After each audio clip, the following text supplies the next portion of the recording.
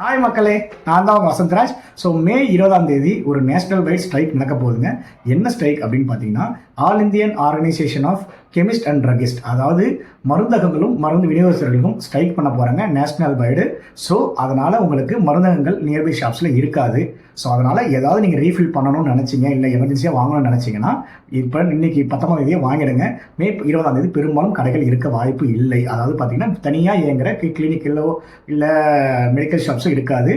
பெரும்பாலும் ஆனால் எமர்ஜென்சி சர்வீஸாக ஹாஸ்பிட்டலில் ஒட்டி இயங்குகிற எல்லா மெடிக்கல் ஷாப்ஸுமே இருக்கும். பட் ஆனால் எமர்ஜென்சிஸ் தான் கிடைக்கும் அப்படின்ற மாதிரி சொல்கிறாங்க.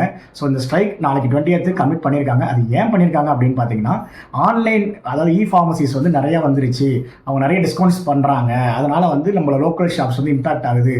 அது இல்லாமல் அவங்க வந்து நிறைய ரெகுலேட்டரியை ஃபாலோ பண்ண மாட்டாங்க. ஆன்லைன் காமர்ஸ் அதாவது ஃபார்மசிஸு, அதனால் அவங்க வந்து ரெகுலேட்டரி ஃபாலோ பண்ணாதனால நிறையா தப்பு பண்ணுறாங்க. அதனால் போலி ப்ரிஸ்கிரிப்ஷன்ஸுக்கு மாத்திரை கொடுக்குறது அது மாதிரி நிறைய தவறு நடக்கிறதுனால ஸோ இந்த கெமிஸ்ட் அண்ட் ட்ரகிஸ்ட் அவங்க வந்து போராட்டம் நடத்துகிறாங்க. ஸோ அதனால் நீங்கள் அவங்க நடத்துறது பரவாயில்ல, அவங்க உரிமையை கேட்டு போராடுறாங்க. நீங்கள் உங்கள் ஏதாவது ப்ரிஸ்கிரிப்ஷனை ரீஃபில் பண்ணணும்னு நினச்சிங்கன்னா மறக்காமல் இன்றைக்கே போய் ரீஃபில் பண்ணிவிடுங்க. இல்லை மாத்திரை எதுனா 21 போல் வாங்கிக்கோங்க. Thank you so much guys.